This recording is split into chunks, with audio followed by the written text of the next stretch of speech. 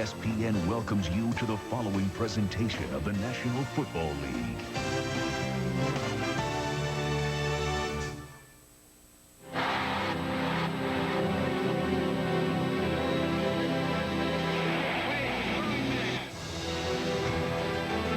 This is Jim Brown, and he is gone. Let's get the gleam, all right? Let's go.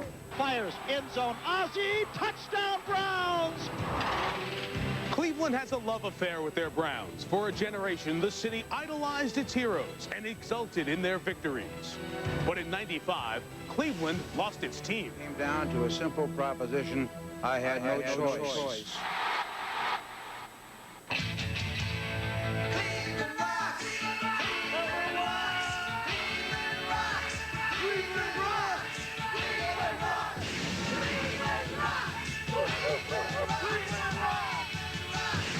Today, will the new Browns fashion an expansion blueprint with these familiar faces? Hand off to Allen, touchdown! Got a man rush, and he caught a touchdown! He may go, touchdown! Jason Howard!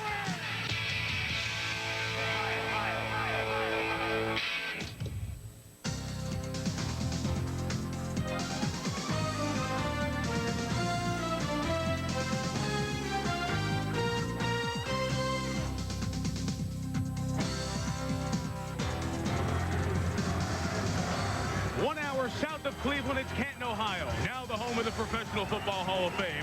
3/4 of a century ago, the seeds of the NFL were formed in this great Midwest city.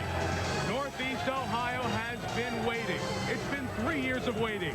But the long wait is rewarded today. The Browns backers, they've made the inside of the Canton Civic Center in Canton, Ohio on a Tuesday afternoon in February feel like a Sunday in November right off the shores of Lake Erie. The Browns are back. The Hall of Fame tradition gets picked up here again as the expansion draft, the first large chunks of the new Cleveland Browns, take shape here this afternoon. Here's Gene Washington, Director of Football Operations for the National Football League. Good afternoon. Good afternoon, ladies and gentlemen. Welcome to the Canton Civic Center. The 1999 Cleveland Browns expansion draft is here. The Browns will select 30 to 42 players from a pool of 150 NFL veteran players. The time is here, and the Browns are on the clock.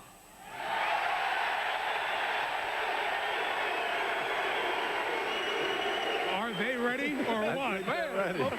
6 months from today, they play their first game, but we start building the Browns. The 1999 Cleveland Browns expansion draft took place on Tuesday, February 9th, 1999. This was before the 1999 free agency market occurred and before the 1999 NFL draft occurred. The Cleveland Browns 1999 NFL expansion draft took place in the Pro Football Hall of Fame in Canton, Ohio. Perhaps among the best in all of pro football, dormant for 3 years.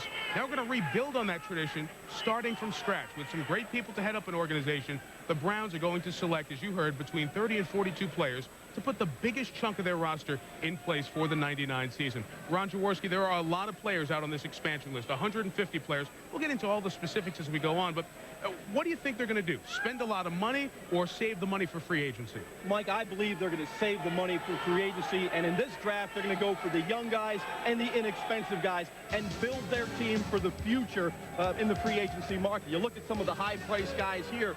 Yes, there is a lot of talent. Yes, there are guys that can make an immediate impact on the Cleveland Browns franchise, maybe help them win early, but clearly what this team wants to do is build for the future, build a championship team. The 1999 NFL expansion draft for the Cleveland Browns occurred because Art Modell, who was the owner of the franchise at the time, moved the team to Baltimore in 1996, and it was a landmark legal settlement with the city, and it ensured that the Browns' official name, iconic orange and brown colors, team records, and rich history were preserved players for the selected Cleveland here Browns, today while will be a part of the 90-man roster that the Browns take to came camp. into effect. They've got an And opportunity actually today the to get Ravens some are players in the that I Browns believe division can in the come in, AFC contribute, North, maybe and the as many as 8 Browns to 10 then starters. came back Well, we now will in watch this that and assess the 1999 picks as we go expansion along. draft. We are joined by John Clayton, Sal Paolantonio, and Solomon Wilcox. We'll start with Solomon, who's joined by the owner of the new Browns, Al Lerner, and the president and CEO, Carmen Policy. Solomon? Thank you, Mike. We'll start with you, Mr. Lerner, since you wrote the $530 million check. How excited are you to finally see football returning here to Cleveland after a 3-year absence? Very, very excited. This is more than I even could dream about. It's extremely gratifying, and I just hope we can live up to our responsibilities. The billionaire businessman Al Lerner in 1998 for $530 million How excited are you brought to the see Cleveland football Browns return back. here? It has to have a And very he was the special new owner personal for the meaning for you. reactivated expansion I think when you franchise, talk about and professional they football, officially you talk returned about and began play the roots, in the history, the legend the of professional 1999 football, season. automatically you include the Browns in that discussion. And now having the Browns coming back with a brand new stadium, and it's like a dream come true to have myself involved in part of that. And I tell you, I have to keep pinching myself every day when I get up. It's fantastic. All right, thanks, Carmen Policy, Al Lerner. Now let's send it over to Sal Paolantonio, who's standing outside of the Cleveland Browns war room. Thanks, Solomon. I'm with Director of Football Operations Dwight Clark, who actually gets to pick the players. And you've got a unique opportunity here, really, to build a team from the ground up. But how much have you thought about the historic opportunity you have to rekindle this franchise? Well, there's a lot of tradition here in Cleveland and with this organization. So just to be a part of it is amazing. To help build a team from the ground up. It's a once-in-a-lifetime opportunity. I could feel the emotion inside you as you heard the dog pound go crazy outside. What were you feeling? I know, my palms are sweaty. It's like playing a game. It's you know, when you can sell out 4,000 tickets to the expansion draft in 20 minutes, that tells you what kind of fans you have. Thanks a lot, Dwight. It looks like he's got a little pregame jitters, Mike. Only natural to have adrenaline flowing on this afternoon, Sal. Let's get everyone quickly assessed with what's going to happen here and comfortable with as you see Dwight walk back into the war room where the Browns will be making the picks along with Chris Palmer, the head coach, seated to Dwight's left. You heard the rules. They have two options. Either select between 30 and 42 players or spend 38% of the 1999 NFL salary cap, just under $22 million. The player pool, 150 players, 5 unprotected from each of the 30 NFL teams, with some caveats, including a player who may have been on injured reserve, a player with a decade or more experience, but no kickers or punters are available here. And the other significant rule, once a player is selected from your favorite NFL team, if you're not a Browns fan, they get to protect one more guy and pull him back. And then if a second player is taken, you're not going to lose any more than 2 players in the National Football League expansion draft if you are a fan of the other 30 NFL teams. So a little thumbnail on the rules. There will be more specifics and in-depth things we'll need to cover as our 3 hours in Canton move on. But the first selection for the 1999 Cleveland Browns in the expansion draft is about ready, and we will get to that momentarily. The excitement in this community is so easy to sense. Everywhere you walk, everywhere you talk to people, the dog pound behind me, you can sense these people are ready for this first step in the building. Pick, the Cleveland Browns take from the Detroit Lions, Jim Pine, center from Virginia Tech.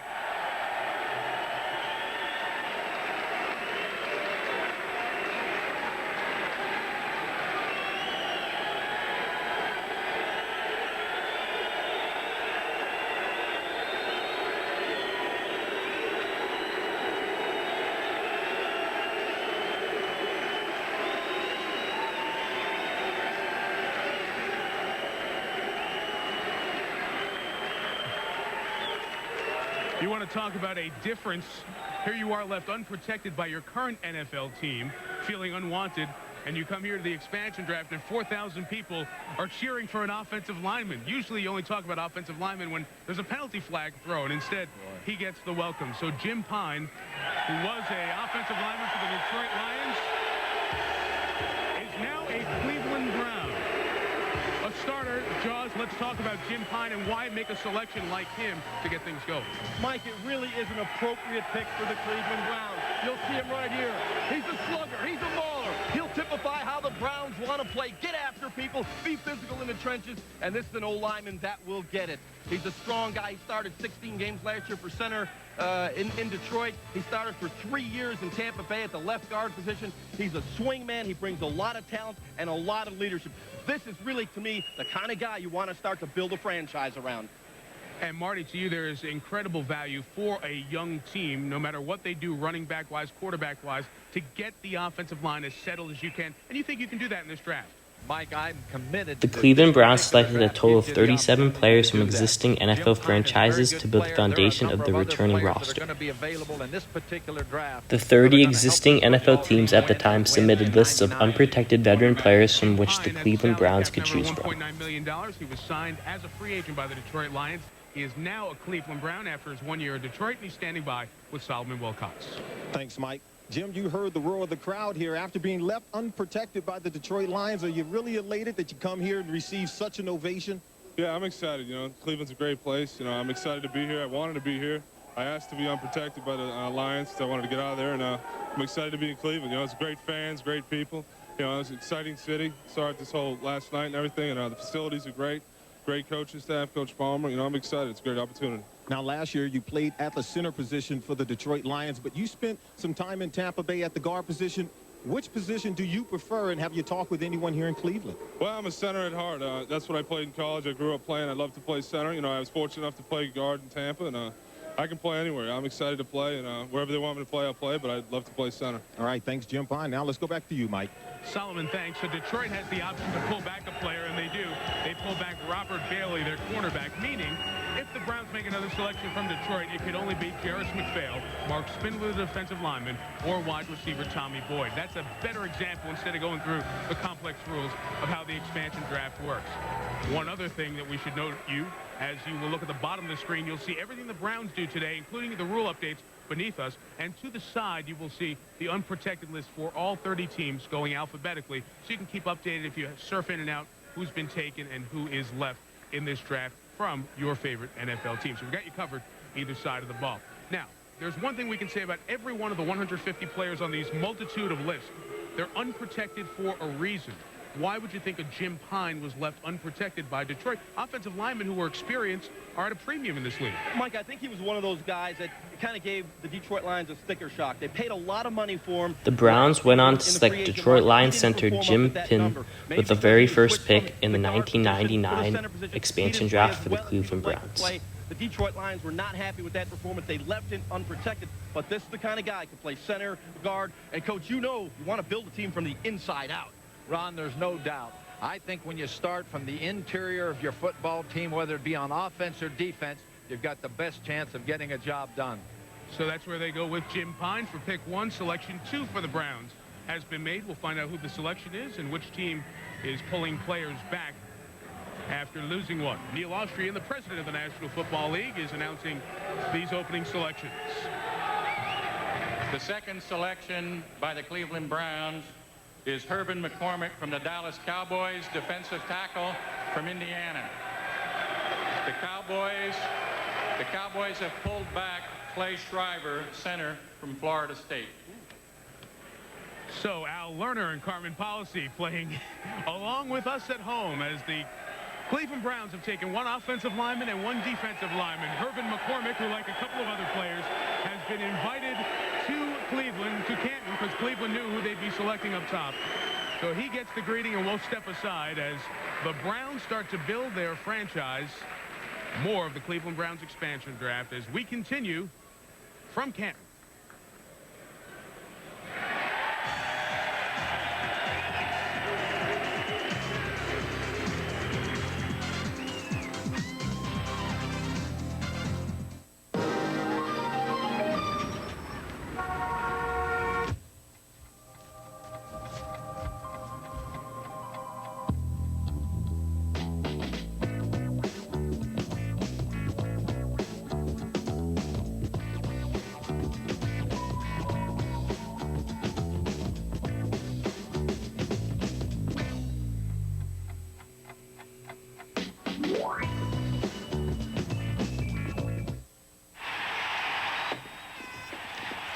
him. You ask him. Come on, ask him. Don't look at me. It's your phone call. Bitterman, you need to use my phone. Oh, call collect. Make sure you dial 1-800-COLLECT, not 0. Oh, yeah. Save a big penny. Try a buck or two, Bitterman. How many times we got to tell you? Okay. I'll dial 1-800-COLLECT. Which phone should I use? How about the one in your apartment? Hello, Mom. 1-800-COLLECT. Save a buck or two. Hey, Mr. Science. Ever wonder what a hard-working engine goes through? It gets the high rev, and I drove over the mountain because it was their guts kicked out of it. With abuse like that, you don't want to take chances. This is Quaker State 4x4, a synthetic blend for hard-working engines made by guys with more college degrees than they've had dates. It's been tested. For pure maximum protection, there's nothing better. I wouldn't lie to you. They're not paying me enough. Quaker State, sensible technology. What more do you need to know? Make great things happen with great white paper. It's a great day for feeling your pride, and it's a great day for smiling inside. Yes, it's a great day, so throw your arms up wide. A great day for using great white. Oh, it's a great day for making your mark, and it's a great day for working till dark. It's a great day for getting that spark. Yes, it's a great day for using great white. Great white. Make great things happen.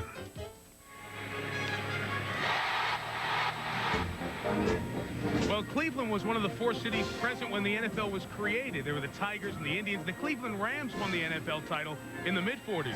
But in 1946, the AAFC, when the Cleveland Browns, Paul Brown's team, was formed, that's where the seeds for the Browns tradition really got started. We welcome you back to our continuing coverage of the rebirth of the Browns, their expansion draft, and keeping you updated on what's happened beneath us in terms of the Browns selections. Dallas did pull back Clay Shiver, their 26-year-old center, after their defensive lineman Hervin McCormick. The first defensive selection was taken by the Cleveland Browns.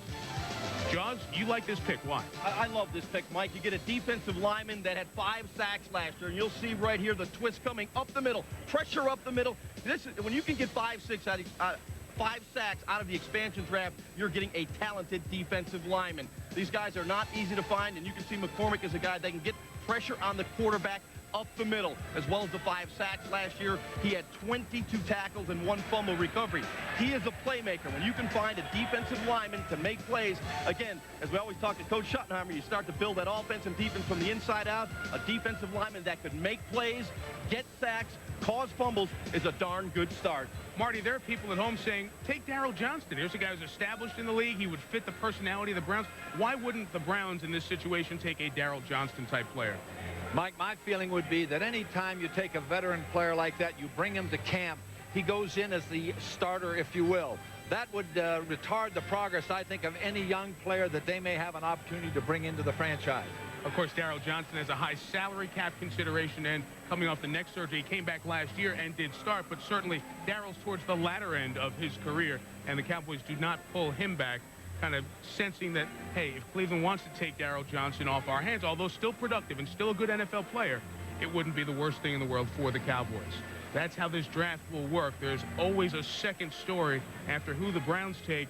It's who is taken back by each NFL team. And through the next few hours, I'm going to get you familiar with the major off-season issues, perhaps affecting your NFL team or the teams in your division. Certainly be intriguing to watch. Third pick for the Cleveland Browns. The third pick for the Cleveland Browns is Scott Rayburg, tackle from the New England Patriots, who played at Central Michigan.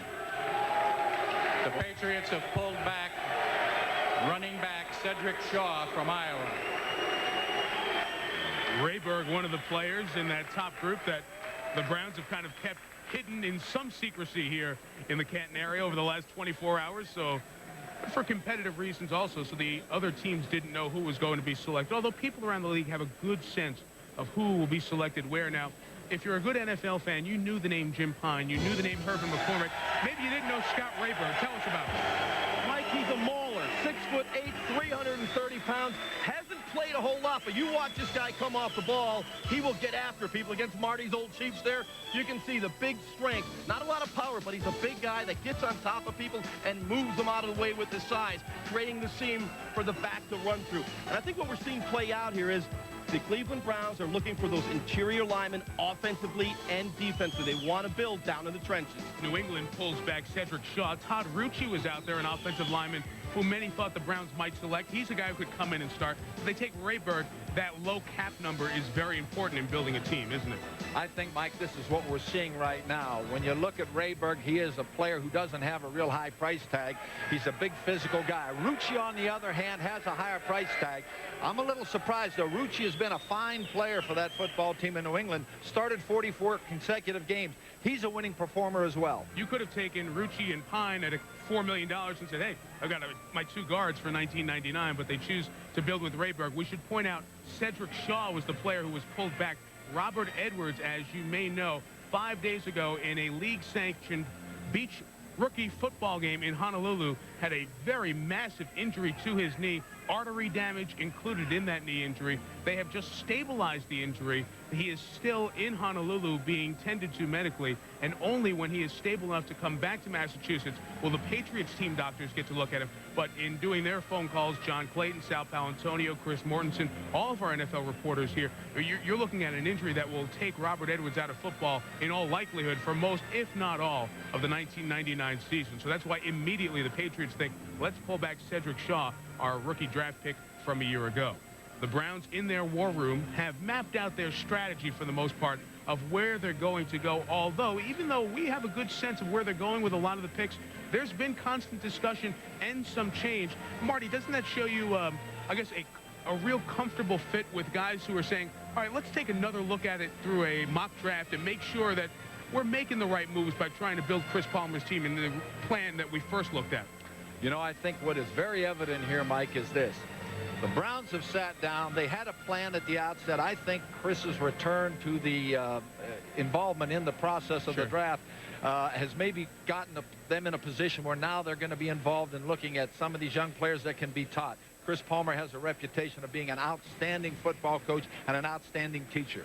You may know Chris Palmer from his days as most recently the Jacksonville offensive coordinator. But, Ron, he was with Drew Bledsoe with the New England Patriots in terms of tutoring a young quarterback. So whoever ends up being the quarterback is really going to be in a good position. Mike, no doubt about it. Chris Palmer has been recognized as one of the outstanding quarterback coaches in the National Football League. A guy that could develop young quarterbacks and make them superstars, a la Mark Brunell and Drew Bledsoe up in New England. And we all know the heartbeat of a football team is the quarterback, and whoever comes here to Cleveland is going to get good coaching. Marty talked about his teaching nature, the teaching in part you saw at University of New Haven and Boston University, 2 Division II and 1AA schools, but he did a very nice job building those programs back in the late 80s as a head coach. The Cincinnati Bengals are the team that has lost a player. And the way the process works is Dwight and company for the Browns say, okay, we're going to take this player. We don't get the announcement of that.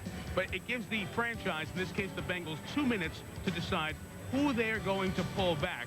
So as Cincinnati makes their decision, we will step aside for a moment, tell you who is the newest Cleveland Brown, who is the ex-Cincinnati Bengal, who the Bengals are going to keep, as you take a look at the Rock and Roll Hall of Fame in Cleveland, just one of the landmarks in a revitalized city.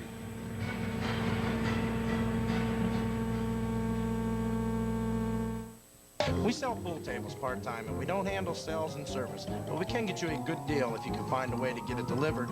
We don't have this particular table in stock, but I think we'll be getting it in 4 to 6. At Ohio Billiards, we're not part-time, we're a full-time Brunswick pool table dealer. All we do is sell and service pool tables. We offer superior product and competitive pricing. Come in and meet the friendly staff. You can find the very best pool tables, accessories, air hockey, and more without that high pressure.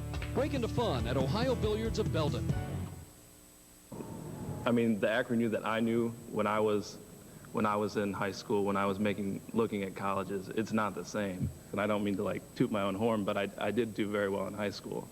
And I could have gone to a number of different places, but I chose Akron. I think if you're looking for one word, the word is visit. Just, I mean, that's what makes the difference. Just come in here and just get a feel for the place.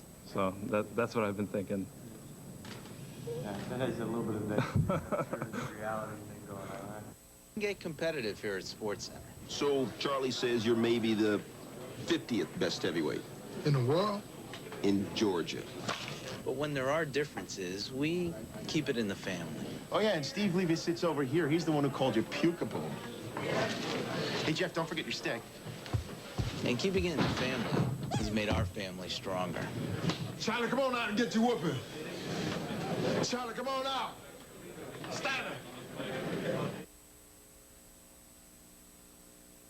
Rock and Roll Hall of Fame in Cleveland at the Pro Football Hall of Fame in Canton. An artifact that's, about 10 days used from the pregame of Super Bowl 33. I think it was Ace Frehley who used that guitar for Kiss, along with Gene Simmons, Peter Criss, and gosh, I forget the other guy. That's in the Pro Football Hall of Fame. That's from the Super Bowl pregame show. You see Fawcett Field on the left and the Professional Football Hall of Fame with I-77 running alongside. Let's go to the podium for the 4th Brown selection. For their 4th pick, the Cleveland Browns take from the Cincinnati Bengals Damon Gibson, a wide receiver from Iowa. And the Bengals pull back Greg Truitt, center from Penn State. Damon Gibson, the 4th. I think there are 5 or 6 players here. A very young wide receiver who really, I would say, Marty, this is a player that they're looking for more in the special teams area. He's an excellent kick returner. You know, this player really has every skill you're looking for except height. He's only 5'8". But on the other side of it, his abilities to score touchdowns is already evident. He is an outstanding return specialist. Gives him explosiveness, Mike. Ron? Yeah, he's got a quick acceleration off the ball, as you see right here.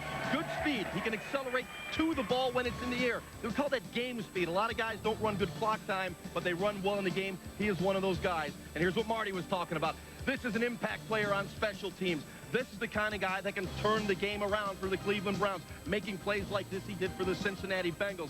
This is the kind of player you like to get in an expansion draft. A guy that could come in early, make plays. He was one of my best values in this expansion draft. Glad to see this pick. This guy will make an immediate impact on the success of the Cleveland Browns. You talk about your best values, Ron. Do you mean the talented players who have the lowest cap numbers? Yeah, I think it's a combination of a guy that can come in, Mike, make an immediate impact. I'm not talking about a guy that needs to be coached to be a good football player. Come in, show some playability, some playmaking skills early in his career with a small price tag. Well, if you're going to take a kick returner, you would think a couple of things. Roel Preston of Green Bay was a Pro Bowler for the Packers, and then you would also think about Desmond Howard, a Cleveland native. Who knows? The Browns may still take those players, but I think when you take Damon Gibson at this point, it says a few things about what you're trying to do building-wise in terms of salary. Are we making too much of the salary cap and youth impact in this draft, Marty? I don't think so. I think what we're dealing with, as I suggested earlier, I think Coach Palmer and his staff are committed to young players that they can take and develop. And I think what they'll ultimately get out of this is they're going to find some gems.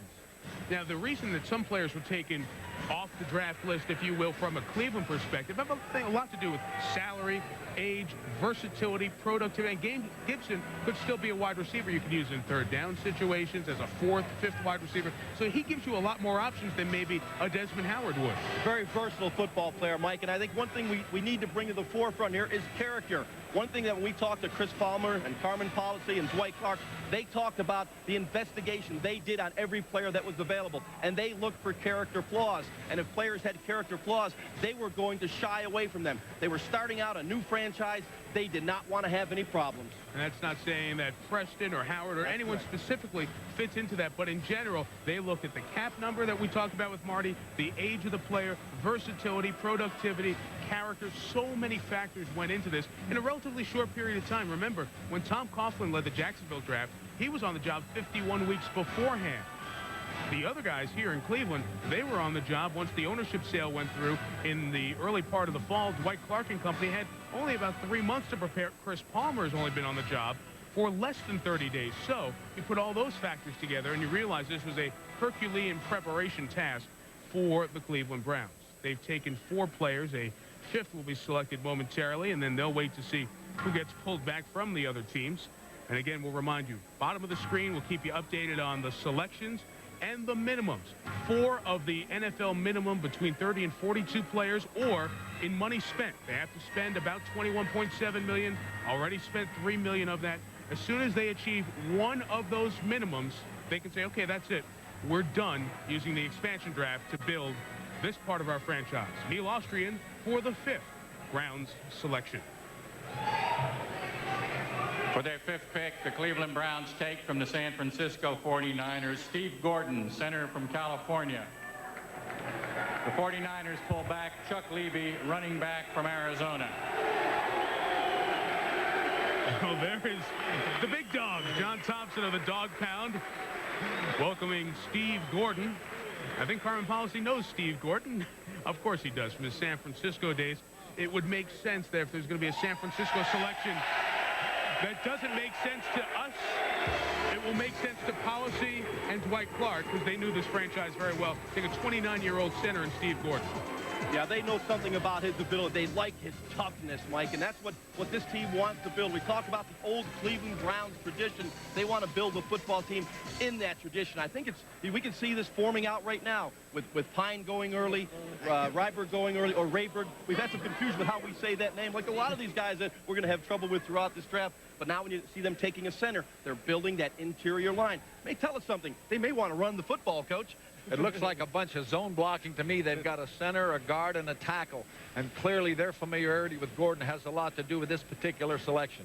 Let's look at San Francisco's unprotected player list. They pulled back, as you heard, Chuck Levy, and that's a very versatile player the 49ers will keep in the fold. There's intrigue in Antonio Langham. Like Desmond Howard, his Cleveland roots are obvious. Antonio Langham, Michael Jackson, and Stephon Moore would be the three players who have that, great marquee value. Bring them back to Cleveland, hometown or ex-Browns, that would be fun. But the decisions made inside that war room can't deal with nostalgia and can't deal with what a great story that would be for the old Brown comes back to Cleveland. Because let's this be draft honest, had very niche rules at the time, nostalgia, but the draft feel-good saw stories the Browns are not going to win you one football game. You'd rather have the salary cap room for your team to go out and get a player who's going to be a long-term impact man, as opposed to a guy who comes back to Cleveland. There are salary cap issues to deal with throughout the day, and for that, no one better than our capologist at ESPN, from ESPN, the magazine, John Clayton. John? Hey, Mike, well, the reason they did not take Antonio Langham is they can pretty much sign him next week because Langham is expected to be cut. The 49ers are $30 million over the cap. Now, they've already reworked deals with Bryant Young, with a couple other players, too, Winford Tubbs and all that. But still, it looks like Marquez Pope's going to be cut. Jamie Brown's going to be cut, and if the more they put a squeeze on the 49ers cap, the Browns can maybe get Roy Barker, they could possibly get Lee Woodall, and several other players, maybe even Merton Hanks. So they're squeezing the 49ers for players by not taking Langham. So, John, we will watch the small print in the newspaper in the transaction column to see if ex-49ers end up coming here as the cap cutting does happen in Northern California. Pick 6 now. For their 6th pick, from the Carolina Panthers, the Browns select Tarek Saleh, linebacker from Wisconsin. The Panthers pull back Corbin Lucina, guard from Augustana. Former Buffalo Bill is Corbin Lucina, who gets pulled back. So Tarek Saleh comes from one of the most recent expansion teams, and fans in this neck of the woods who are Big Ten fans will remember Tarek Saleh very well. Out of Wisconsin, a linebacker who was on the Panthers roster, Ron. Yeah, Mike, a good fit for a 3-4 defensive scheme, can get after the quarterback. He is okay in his pass coverage skills. But again, if you got a linebacker that could rush the quarterback, he can make some plays for you. Again, we see now as the game of professional football has evolved, you need to put pressure on the quarterback. Now you have a Hervin McCormick, you have a Tarek Saleh, you have guys that can get in the quarterback's face. He really is the kind of guy that could, we don't want to go out and say impact players, but he's a guy that could make plays, has potential to be an impact football player for the Cleveland Browns. Probably look for him on the strong side of the Cleveland defense. Coach, when you look back at Jacksonville and Carolina, we're going to show how these teams did their expansion draft 4 years ago under very similar rules. And Carolina now pulling back Tarek Saleh, as we mentioned, with Corbin Lucina pulled back, I should say, as Saleh goes to the Browns. Tony Veland, the former Nebraska quarterback, is now safety. Winslow Oliver and Mike Fox still available to be selected by the Browns. But back to the building of the Panthers and the Jaguars. How much do you think the Browns went to school on what the two most recent expansion franchises did? Mike, I feel certain that they did. As we know, Chris Palmer ended up as a part of the Jacksonville staff, albeit after they ended up down in Jacksonville for a couple of years. But clearly, I think they've done their homework in that regard. I think that what you're seeing is the process of the bleed across from Jacksonville through Chris Palmer to what's going on here today. Let's look at the breakdown from Carolina and Jacksonville in their expansion draft 4 years ago. And the difference here, compared to 4 years ago, this is non-competitive situation. Jacksonville and Carolina had to try to scheme and game plan, if you will. Well, who's the other guy going to take? Who are they going to select? At the end of the day, the Panthers spent less money, spent more in veteran free agency because they had to sell personal seat licenses and get the people in Carolina hot to the NFL. What happened was, at the end of the day, Jacksonville is probably the model that you would rather follow, considering what's happened in Carolina over the last couple of years. You know, Mike, what's interesting about that graphic that we just saw was the number of starters that each team got out of this expansion draft. Carolina got 9, Jacksonville 11. That's a lot of starters coming out of what most people think is a thin pool, players that the other teams do not want. So 9 and 11, an average of 10. I guarantee you this, the Browns would love to get 10 starters out of this expansion draft. It would be a surprise if they get that many starters out of this pool of talent. When we come back, we have a pick. Oh, we're going to get it right now, actually. The 7th selection for the Cleveland Browns. You see they've spent just under $4 million as they try to get to one of those 2 league-mandated minimums for building this section of the Browns franchise. They'll have 90 players on their roster when they get to training camp.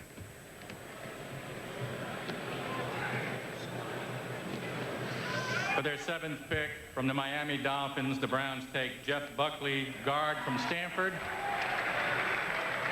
The Dolphins pull back Larry Izzo from Rice.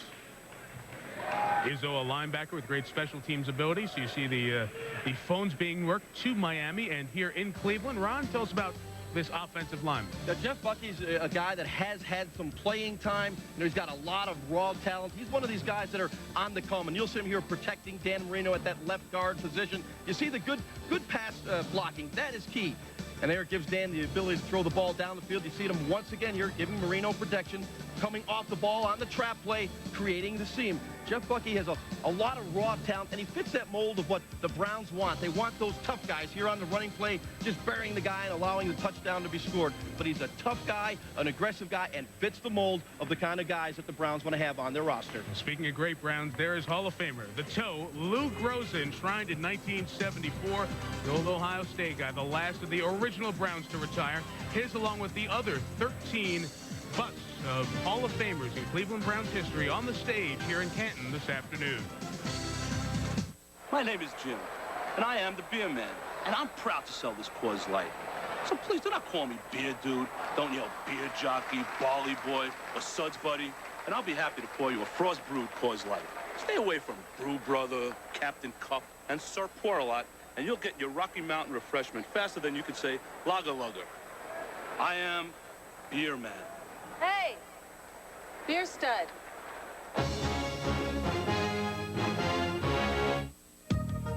Whenever you call, wherever you call, wherever you're calling from. Now every long-distance call on Sprint is just $0.10 a minute, including calling card calls, even calls to your personal 800 number. So whether you're at home or on your way there, now every minute of every day can be a dime well spent. Come live in a world created around you. Call 1-800-PIN-DROP. Sprint. Ahead. The 1999 SP Awards. It's gonna be great. The 1999 ESPY Awards with host Samuel L. Jackson, performances by Big Bad Voodoo Daddy, Ray Romano, and Fastball. Plus Ben Affleck, Carmen-elect Garth Brooks, Mark McGuire, Tyra Banks, Sammy Sosa, Burt Reynolds, Rebecca Romaine Stamos, Jimmy Smits, Terrell Davis, the Yankees, and more. The greatest night in sports, the 1999 ESPY Awards, live Monday at 7:30 on ESPN. Presented by Pennzoil and General Motors. Canton, Ohio, where the roots of the National Football League are. The Hall of Fame on a gorgeous afternoon. It's in the 50s as you look at the Goodyear blimp above, the Goodyear Tire and Rubber Company. It's Ohio-based blimp, the Spirit of Akron, floating overhead. Some of the beautiful views, not only of Cleveland, but the Canton-Akron area. Goodyear's world headquarters in Akron. They are so glad, as everyone is in Northeast Ohio, to have the NFL back in town. I mean, it does not feel like February in Northern Ohio. And Marty, we arrived at the same time, and we were greeted, your return to Cleveland was greeted with Cleveland weather. I said I was gone for 10 years. I came back and the weather hadn't changed. And here we end up with a 50-degree beautiful day. And the fans were outside of the Canton Civic Center here today. and they were tailgating. There was a big tailgate party. These fans are so excited, and the excitement will reach another fever pitch exactly 6 months from today on August 9th, when the Browns' first game back in the NFL is the Hall of Fame game at Fawcett Field that you just saw in Canton. They'll play the Dallas Cowboys on ABC's Monday Night Football, August the 9th. I know you're going to forget the date, but I know you'll be around the TV to see those great uniforms and those great helmets back on the field, and both will be essentially the same. Well, Miami just lost a player in the draft, so the next selection will be coming up, pick number 8 overall, as you look at Dwight Clark and Chris Palmer. And I would guess, as we alluded to earlier in that Browns war room, once a player is selected, they're reacting to the pullbacks and just to make sure that their course is charted for the next selection. Here is number 8 overall. The 8th pick from the Seattle Seahawks, Jason Kyle, linebacker from Arizona State. The Seahawks pull back Deems May, tight end from North Carolina. So the selection is Jason Kyle, a long snapper, Marty, right? An outstanding performer, Mike, in that regard. I think this is evidence now that they are beginning the process of addressing the special teams. This young man, as you can see, has been a top snapper for them. He's a young man that I think has a chance certainly to be a starting player, if you will, by virtue of the fact that he is a long snapper. There is another player, Marty, on the Seattle roster, and you prepared for the Seahawks twice a year in Kansas City that you really thought would be a good fit considering his cap number in Steve Broussard. And you thought one interesting thing in our meetings that you mentioned about Broussard, when you prepared for Seattle, you were always concerned about Steve Broussard. Why? Well, you know, Mike, he was a very explosive football player, a guy you always had to be concerned about, whether it was as a third down back out of the backfield or as a guy returning kicks. He is very, very explosive. He's a guy that can help any football team create field position, which is obviously very important in what we're trying to do in the National Football League today.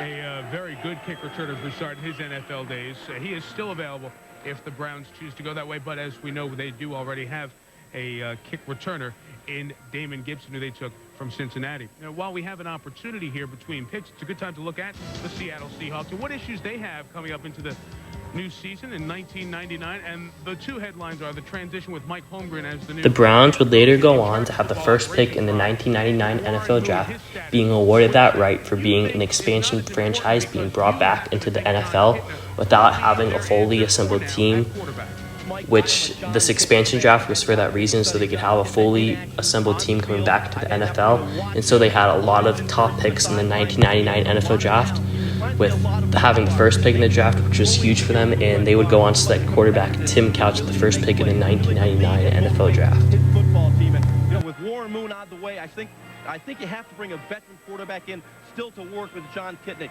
He has the tools, lacks the experience. You put the right people around him, like a Mike Holmgren, an outstanding quarterback coach, a guy that can develop a young quarterback. I think John Kitna could be your quarterback for a long time in Seattle. Impact of Holmgren in the division you know so well? Boy, I'll tell you what, it's clearly going to be a determining factor. And when you combine the ability of Mike Holmgren with the dollars of Paul Allen, that Seattle team's going to have to be reckoned with. And the organization, too, a lot of the infrastructure from Green Bay has come to Seattle to help build the new Seahawks. Well, the Pittsburgh Steelers are the team that has been notified by the Cleveland Browns via the NFL that a player will be selected off their list. So the Steelers are now taking a few moments to make their decision. Who will they pull back and who will be selected? We will find out when we come back to Canton, Ohio. You talk about the Steelers and the Browns in the same sentence. Boy, it has a great ring to it with the Browns back. Excuse me, number 8 bus go here. About number 9. Who are you looking at?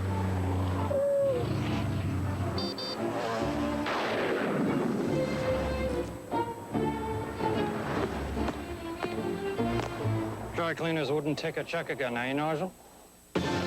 Use Visa Check Card. It automatically deducts from your checking account everywhere Visa's accepted, so you can get what you need and get on with life. Is your dandruff sending the wrong signals? Get Selsun Power. Doctors recommend Selsun Blue #1. So don't send the wrong signals. Get Selsun Power. These days, everything's faster. Everything. So how come pain relief isn't faster? Introducing Advil Liquid Gels. On tough pain, they're stronger and faster than extra strength Tylenol. New Advil Liquid Gels. Stronger and faster.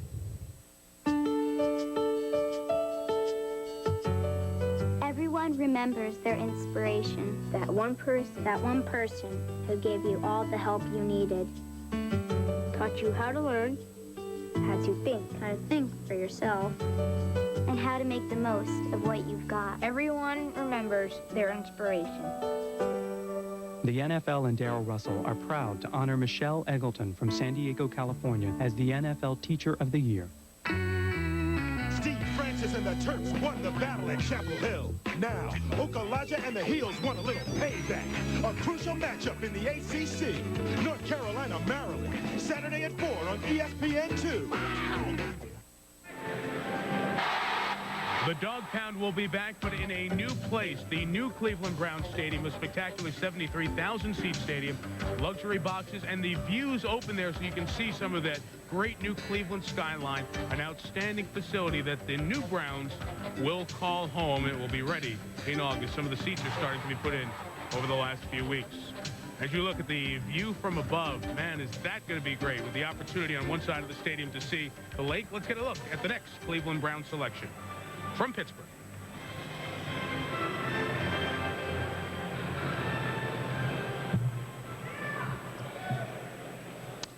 For their 9th pick from the Pittsburgh Steelers, the Browns select Rod Manuel, defensive end from Oklahoma. And the Steelers pull back Jason Simmons, cornerback from Arizona State. Rod, they were not booing you. They were booing that you came from the Steelers. This is going to be very interesting because Cleveland will have so many rivals in Cincinnati, in-state, Baltimore because of the Art Modell factor, and Pittsburgh because of the great natural rivalry. Marty, what about Rod Manuel, defensive end? Well, he is a big physical player. He's a guy that can sit in and anchor for you inside against the running game. I think it's interesting, Mike, that 6 of the 9 selections thus far have been big people, offensive and defensive linemen. I think it's very, very clear that the people in Cleveland have decided to build from the inside out. Rod Manuel has not seen a lot of action in his first few NFL seasons, but the Browns people feel his football is ahead of him. So Rod Manuel, the latest selection. While we have a moment, here's John Clayton. Mike, interesting story on this pick because most of the people in the Steeler organization wanted Rod Manuel to stay, but it was a decision by Bill Cowher pretty much exclusively to put him on the list. Oliver Gibson is a free agent who they might lose in the offseason because of free agency, and Manuel's a guy who's a big defensive lineman that I think is going to be able to play for Cleveland, but I think a lot of people in Pittsburgh think they'll be able to play for Cleveland. So Rod Manuel is the selection for Cleveland from the Pittsburgh Steelers, and as mentioned, the Steelers pull back Jason Simmons, a defensive back. That leaves Will Wolford as one of the players still out there. But Will Wolford has said he retired. I think this would be a point to clear up one of the small rules in this expansion draft. You have 2 players, Will Wolford and Reggie White, who have announced their intention to retire and not come back. The reason they are allowed to be left on the expansion draft list is very simple. Until your paperwork is processed that you are officially retired, you are still considered an NFL player. So these teams have the option of putting these guys on the list. And Cleveland could take Reggie White or Will Wolford and try to talk those guys into not retiring. It would be certainly a risky move because it would have salary cap implications.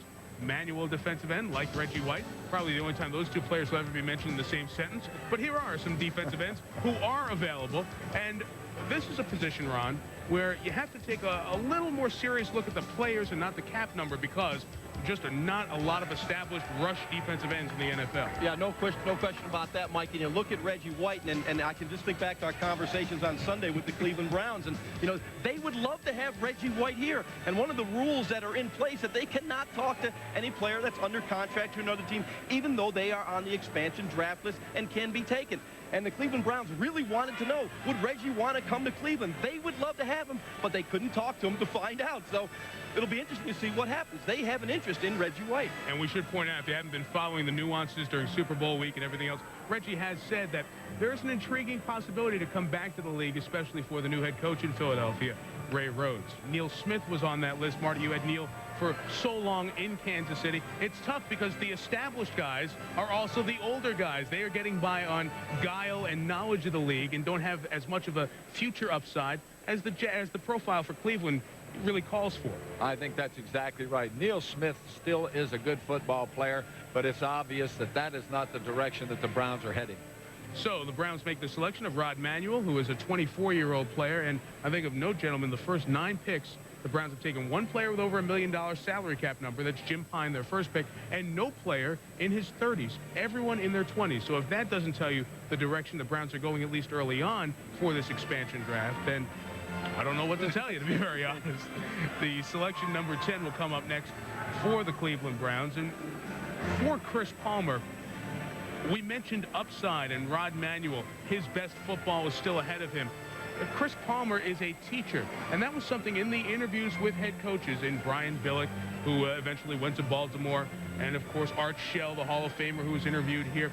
They wanted to find a teacher, a teacher, a teacher, and this is one of the reasons, because young players are the ones who are going to come into this organization and be established. They are sliding the 10th expansion draft selection onto their board.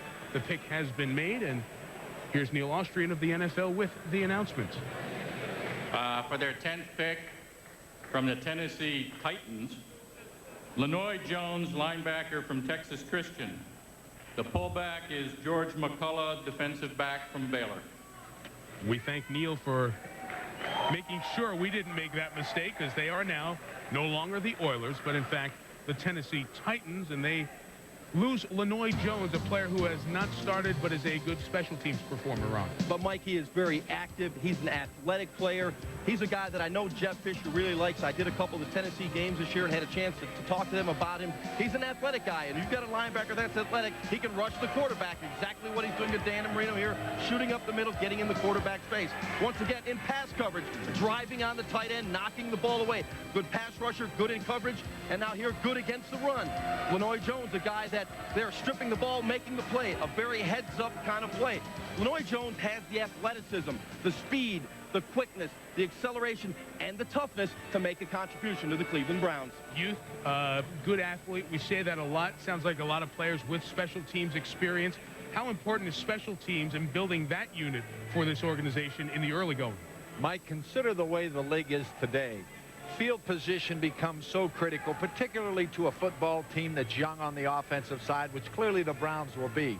Anybody that can get involved in creating field position through coverage in the kicking game is going to enhance this team's ability to succeed. In case you didn't know, that's why that guy won 145 regular season games. Special teams and defense were a Marty Schottenheimer staple, including in his Cleveland days when the dog pound really reached its fervor. The man who led the dog pound is in the Hall of Fame. Well, not right now. Right now he's in the Canton Civic Center with Solomon Wilcott. Solomon? That's right, Mike. It's one of the original members of the Dog Pound, John Big Dog Thompson. And John, first of all, what have you been doing on Sundays? Cleveland hasn't played a game in 3 years. The Browns have been in hiatus. What have you been doing with yourself? Just traveling around the whole state and trying to keep everybody going, keep the spirit alive, talk to a lot of different organizations, groups, schools, and definitely staying in touch with my family. I've had a lot of opportunity to spend with the kids. I have twin girls that are 12 years old and very involved with sports, so they've been keeping me busy. Now, you've mellowed over the years. Here I am, a former Bengal, talking to you in the dog pound amidst a number of dogs here. Yeah, this is unbelievable, I'll tell you. You know, just to have the Browns coming back, and you know what it was like. We met before when they left, and the town was down a little bit, but it's great. The roller coaster's at the top, and it's about ready to roll. All right, John. And Mike, as you can see, the dog pound is alive and well. Let's send it back to you. You're right, Solomon. It is a first. The Philadelphia Eagles unprotected list is up because they are a team that is about to lose a player, but you are seeing a first, an ex-Cincinnati Bengal who is going to come out of the dog pound and live to tell about it. Eagles up there with Big Jeff Graham among the selections who they might lose. We talked about the fans in the Hall of Fame. Big Dog leading the firemen from the Jets, the Hogs, Barrelman from Denver, among the players, or the fans, I should say, one per franchise that has now been put into the National Football League Hall of Fame in Canton. There's the War Room. The Eagles lose a player next. How many sugars do you want? Oh, I'll take 2. Hey, look at the little telephone. Keep your eye on him. He'll be over every day to use it. That's okay. Just as long as he dials 10-10-321 first. Isn't 10-10-321 great? You should see how low my phone bill is. And now it's even better, you know. Saves 50% off calls over 10 minutes. Right, day or night. So I save big on all my most important calls. Like when I call my boyfriend in New York. Right, like when you call your boyfriend in New York. Wait a minute, boyfriend? You got a boyfriend? Some guys are born romantics. He's looking at you, kid. But for the rest of us, there's Kay Jewelers. For over 80 years, we've traveled the world hand-selecting only the best for you, like Kay's quarter-carat diamond ring and heart pendant in a cherry-finished jewelry box, all just $199. Here's looking at you, kid.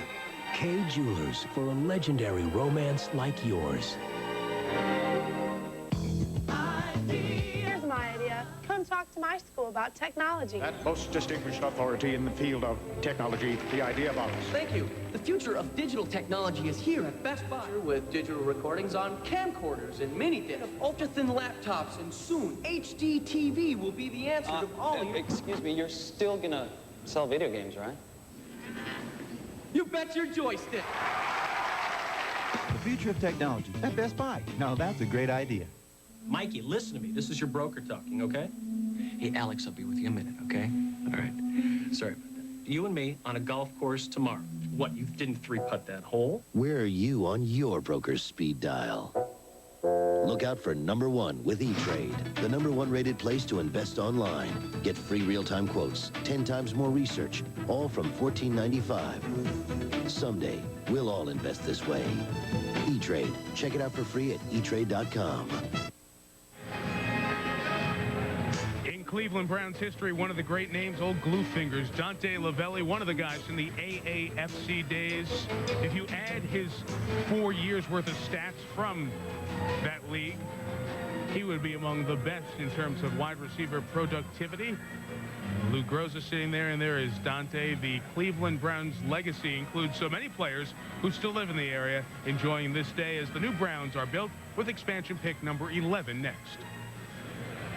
For the 11th pick from the Philadelphia Eagles, the Browns select Tim McTire, defensive back from Brigham Young, and the Eagles pullback James Willis, linebacker from Auburn.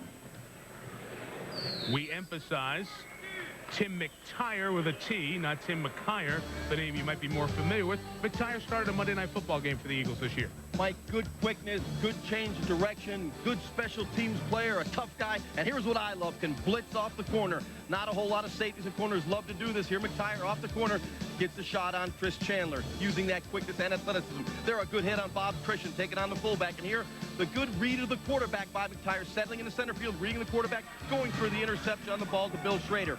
Good instincts in the secondary, and a guy, once again, we're going to say it again, that can play special teams and has contributed for the Eagles in their nickel situations.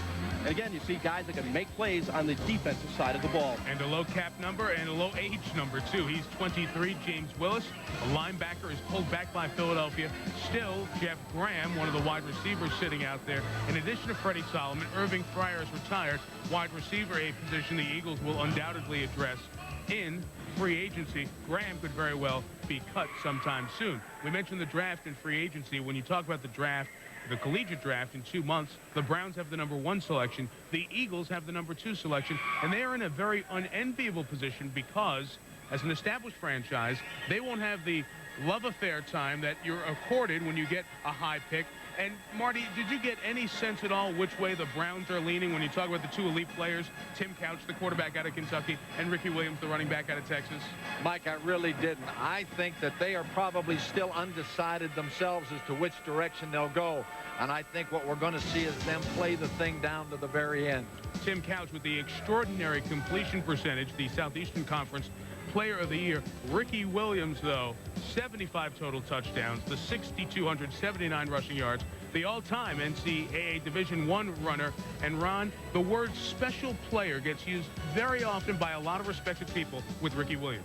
Power and quickness, a unique combination. Reminds me a little bit of Terrell Davis. When he gets through that hole, no one catches you. And when he's running, his pads are always going forward.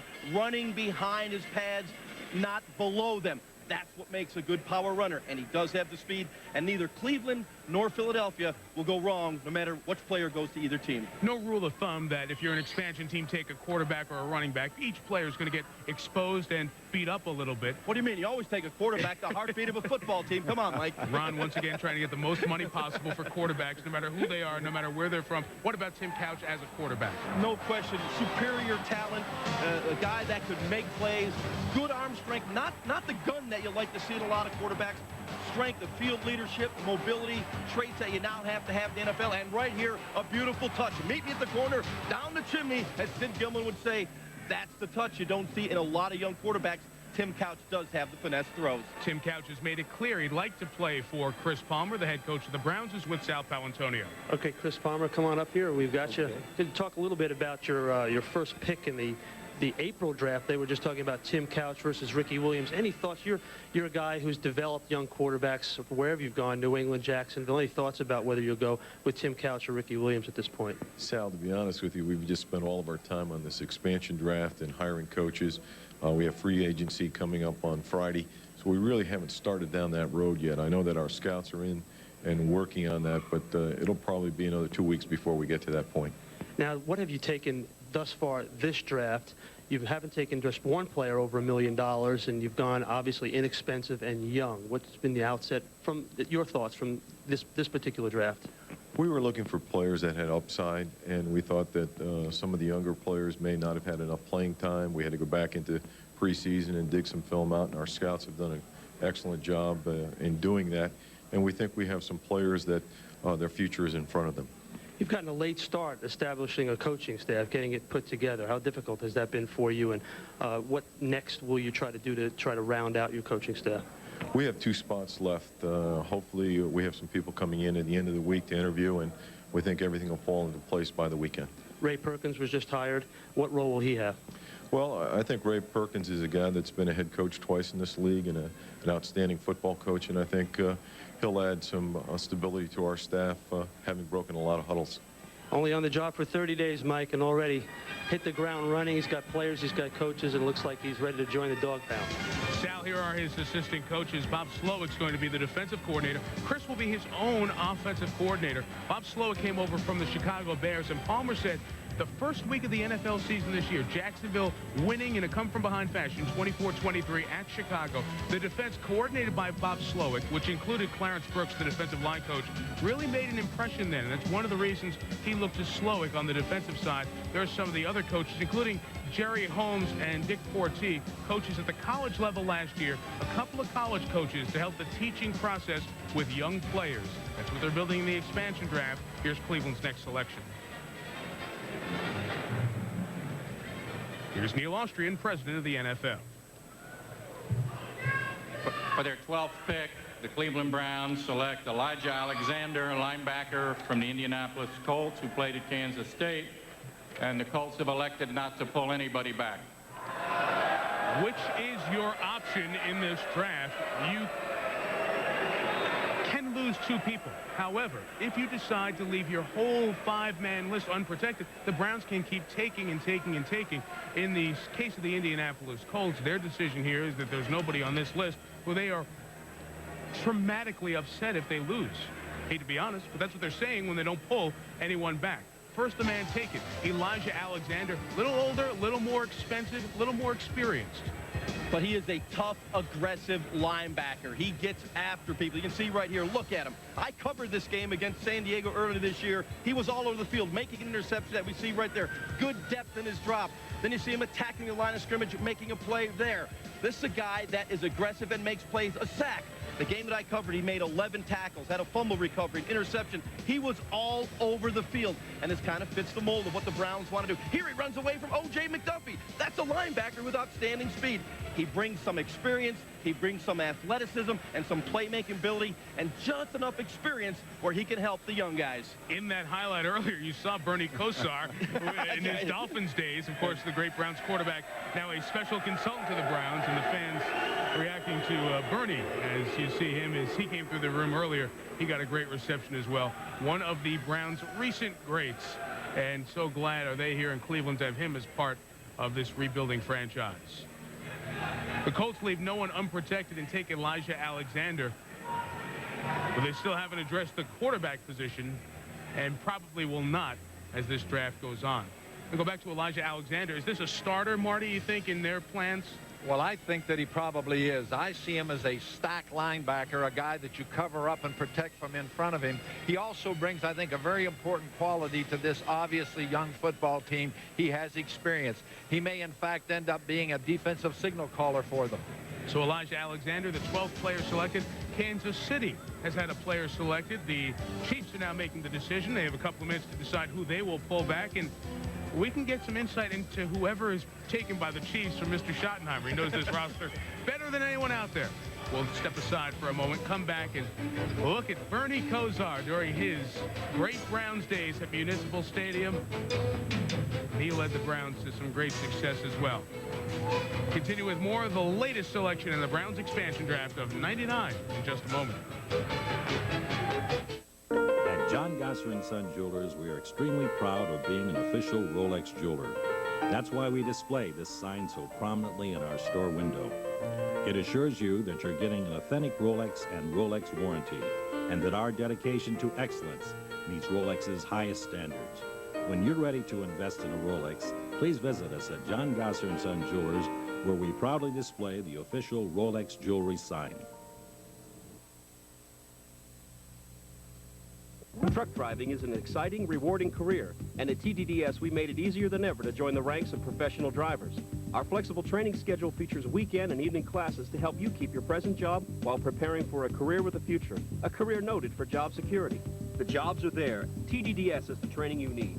Our large training site operates day and night in all kinds of weather to prepare drivers for the real world of truck driving.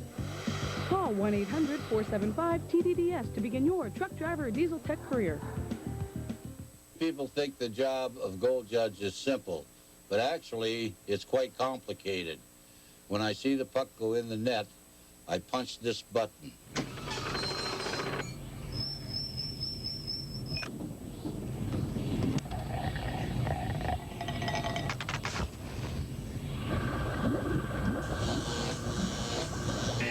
And the red light goes on.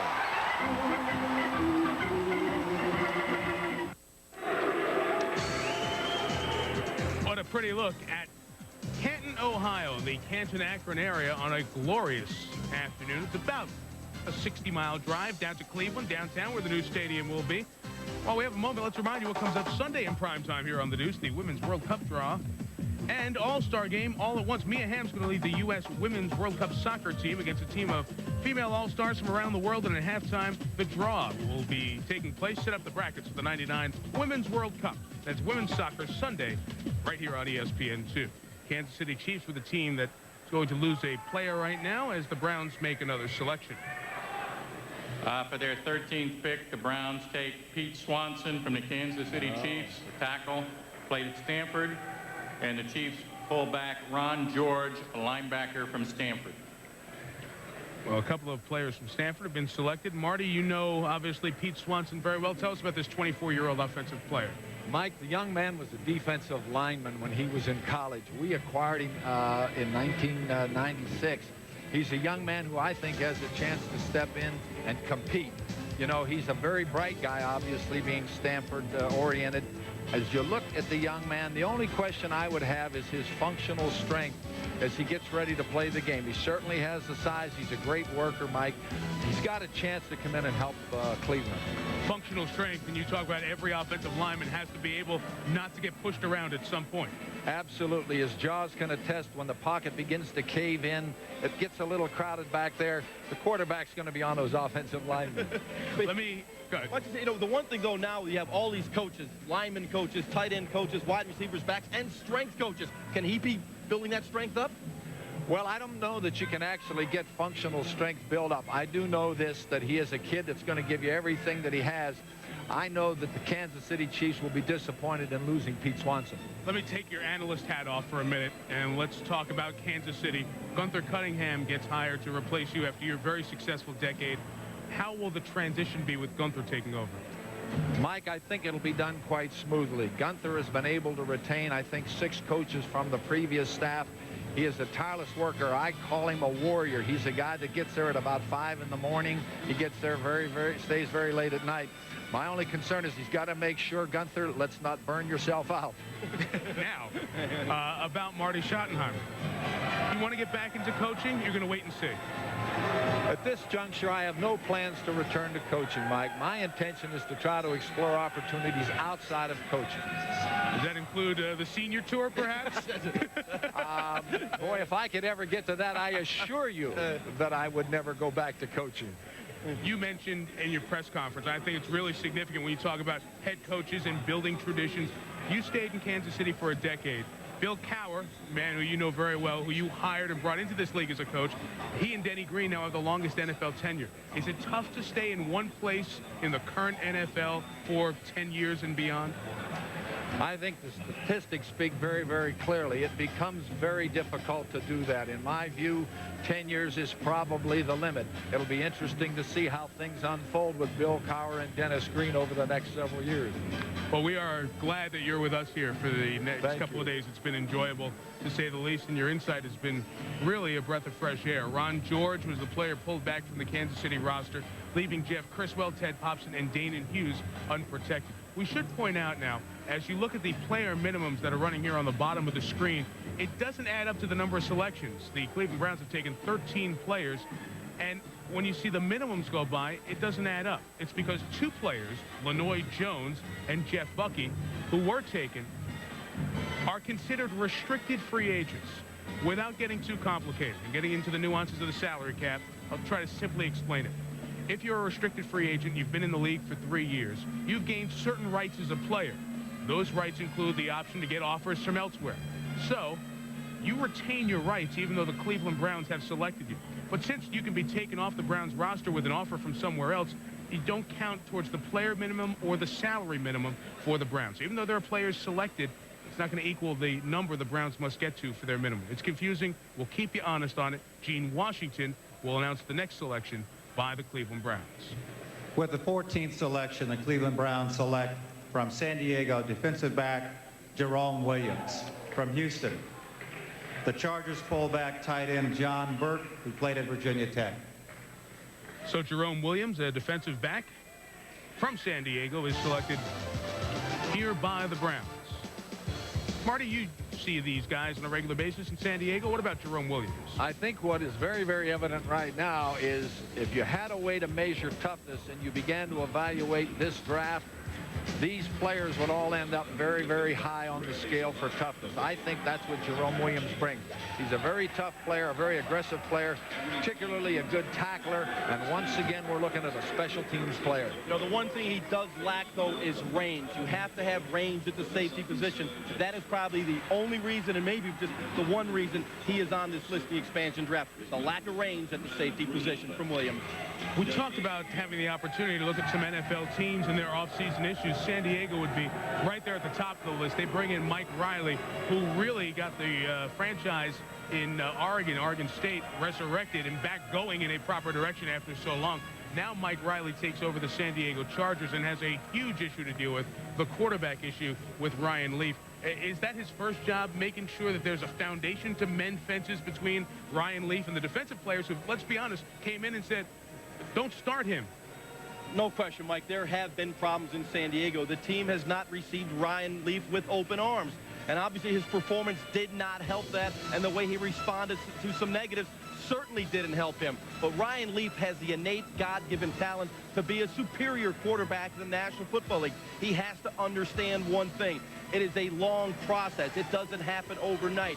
And the one thing you must do is become a student of the game. Having great God-given talent doesn't always get it done. You have to be the consummate team player and have 10 other people play around you as well as you should be playing. He's got to grow up. They've got the defense. They had the best defense in the National Football League last year, the San Diego Chargers. Speaking of teams with good defense, you know the Browns will have it. You know the Steelers will have it when they play them. There's Bill Cowher, the coach of the Steelers. We will visit with him as our coverage of the Browns expansion draft continues. A guy who knows a lot about Cleveland as a player and a coach. First of all, I like to run the point guard, you know, do a little dribbling, like to do a lot of dishing, go to the hole. It's very rare when you see a big man my size go to the hole. Playing a little power forward, I like to box out, do a lot of screening. Mean on the pick, you know, sometimes. I run across a pick of mine, you might get a dislocated shoulder, something like that. In the paint, the painted area, that's my house. That belongs to me. When you cross that free throw line, you're in trouble. I like to play for the sport of it. You know, I used to play football, play basketball just to stay in shape. Huh?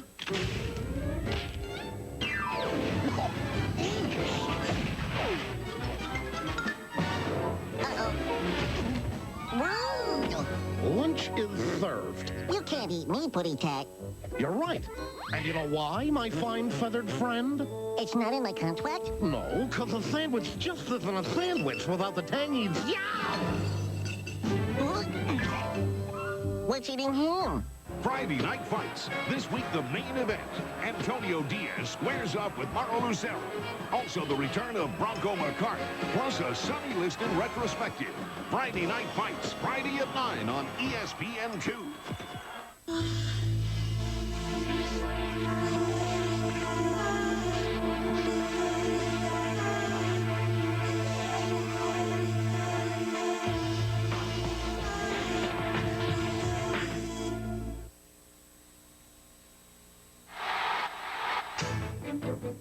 The history of the Cleveland Browns includes that man as a player and as an assistant coach, Bill Cowher, after his playing days in Philadelphia, where he was special teams captain. As a matter of fact, he was a coach on Marty Schottenheimer's staff here in Cleveland, and then, of course, going to Pittsburgh as a successful head coach. So if anyone knows the rivalry between Cleveland and Pittsburgh, it's a man who's been on both sides of it. And Bill Cowher joins us now live from Pittsburgh.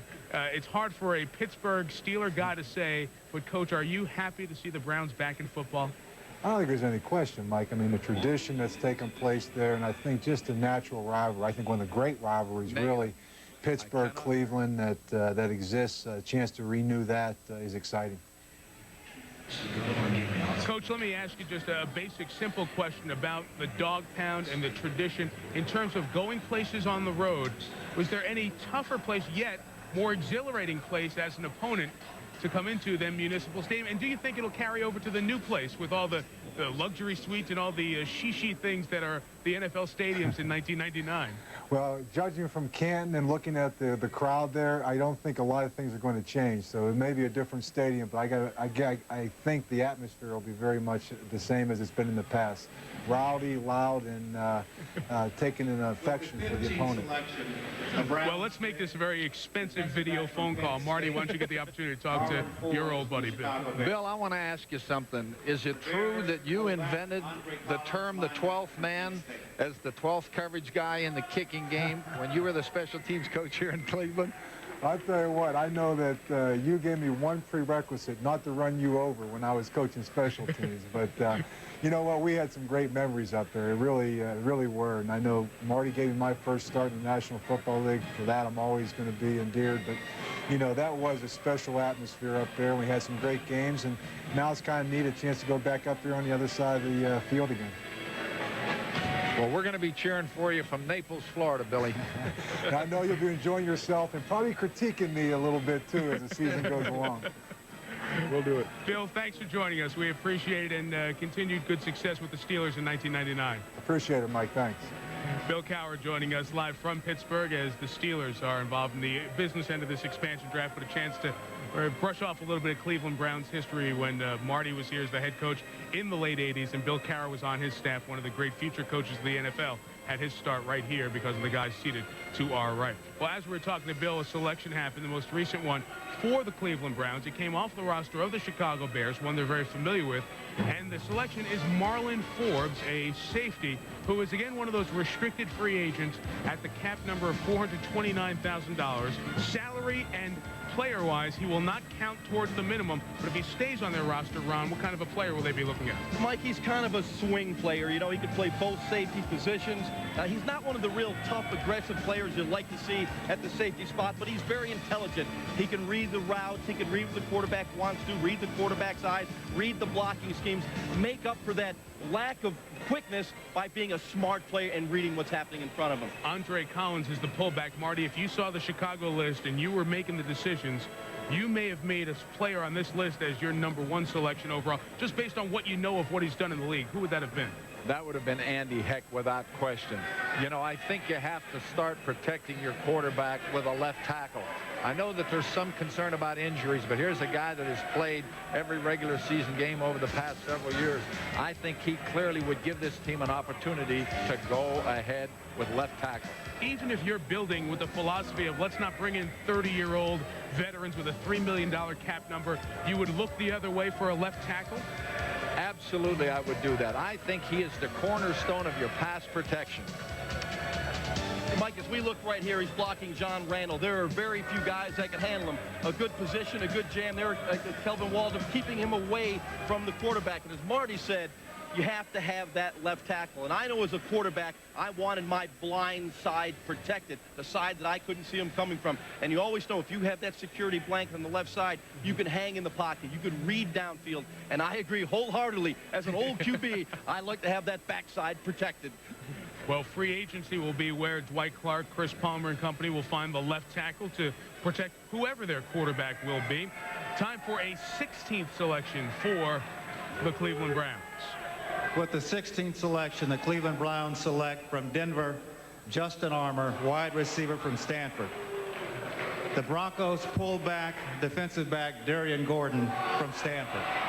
Well, there's a little bit of a reaction to Darian Gordon, who some people thought would be one of the Browns' reasons to spend a lot of money, and we'll get into Darian Gordon momentarily, but I think Justin Armour, who in that draft room do you think made that pick, guys? I think it's clearly a selection by Dwight Clark. I think he envisions the catch once again. Justin Armour would be that tall possession-type receiver that Dwight Clark was. Ron, what about the specifics of another ex-Stanford player? A possession receiver can work the middle of the field, work the flanks. He is a Dwight Clark clone, as you can see here, making plays on the edges of the defense, and his height certainly is an advantage. There again, catching the ball from Elway, heading up the field, showing some running skills after the catch. And it was funny, we were sitting in the meeting room talking to Dwight Clark, and that name came up, and his eyes lit up. This was the kind of player he loves. He sees himself. You saw some Buffalo video of Justin Armour. He had 9 starts as the third receiver for the Bills, a fourth-year player out of Stanford, a fourth-round selection of the Bills back 4 years ago, and now the possession receiver for the director of football operation Cleveland Browns, Dwight Clark, as we had discussed. Now, the player who was not selected, thus pulled back by the Denver Broncos. There's a story in that factor alone. Darian Gordon. Darian Gordon. Why would Cleveland not select a corner who's coming off, Ron, certainly his highest point in the NFL with his back-to-back 2 interception games, the AFC Championship game and the Super Bowl? Mike, apparently there has been some rumor that his agent was demanding no less than $2.9 million to play next year. And again, we talked about the character issues here in Cleveland. They did not want to start out their franchise in contract hassles and tough contract negotiations. Ultimately, we know that's part of the game, and it will happen. But it's hard to believe a guy that played as well as he did in the Super Bowl, in the playoffs here, picking off Vinny Testaverde. Here is one of the named players in the game, an outstanding cornerback. Here as a punt returner, made plays throughout his career in San Diego and in Denver.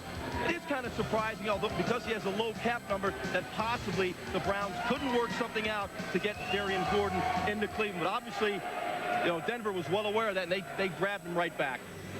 So Darian Gordon goes back to the Broncos, and his contract status will be decided in the future. Off the Denver roster comes Justin Armour. We told you, reminding Dwight Clark of himself a little bit. We'll continue from Canton with more right after this. Is your dandruff sending the wrong signals? Get Selsun Power. Doctors recommend Selsun Blue #1. So don't send the wrong signals. Get Selsun Power. Are you on? Passing through. That's all I know, really. Ain't no bother. What? This one is kind of state's gonna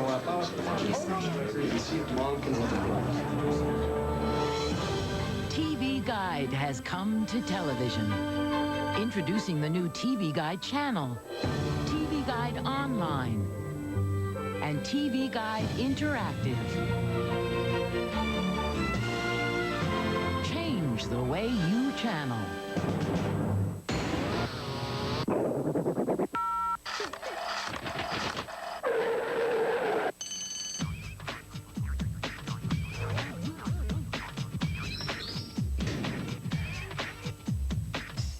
Check out SportsCenter every night for a preview of the 1999 ESPYs, and then hit ESPN.com for a full slate of the year's nominees. See how your picks stack up against ESPN's when the awards are televised February 15th. Watch SportsCenter and log on to ESPN.com for a complete ESPY preview.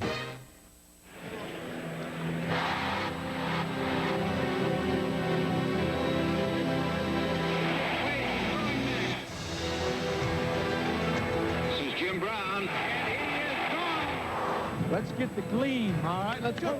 Fires, end zone, Ozzie, touchdown Browns!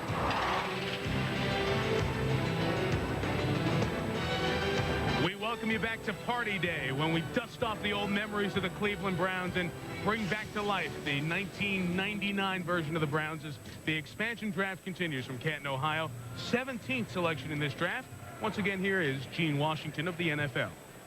With the 17th selection, the Browns pick from the Washington Redskins, tackle Paul Wiggins from Oregon. The Redskins do not pull a player back. Much like Indianapolis earlier, and if there was one team that we said yesterday would choose not to pull back anybody, it would be Washington. They'd like some of the big salaries taken off their hands. The smallest player of their 5 unprotected players in terms of salary, Paul Wiggins, an offensive tackle, is selected by the Cleveland Browns. Ron, a player who, with a Andros-Steendion suspension, was out of the league for a few weeks earlier in the year, but talk about his playing ability. Yeah, right, Mike. He was suspended for a short time in Pittsburgh, resurrected himself in Washington. He's one of those guys, has some natural tools. He has good feet, obviously great size at 6'3", 307. But he's one of those guys that really doesn't do a good job of finishing. And in the National Football League, you have to finish a block. Once you make that initial contact, you've got to stay with them and get them on the ground, a lot like the Denver Broncos offensive line has done under Alex Gibbs. Wiggins is one of those guys, good initial contact, but doesn't finish, Mike. If there is any team that has the salary win column of unprotected list, it's the Washington Redskins, with a couple of players in the top 3. We mentioned Andy Heck earlier. He's probably the highest offensive lineman on the list, but when you look at skill position players, Gus Frerotte and Terry Allen of Washington are up there on the list. In each case, there's a question, especially with Terry Allen. It's probably more medically related than his ability to perform and the salary situation.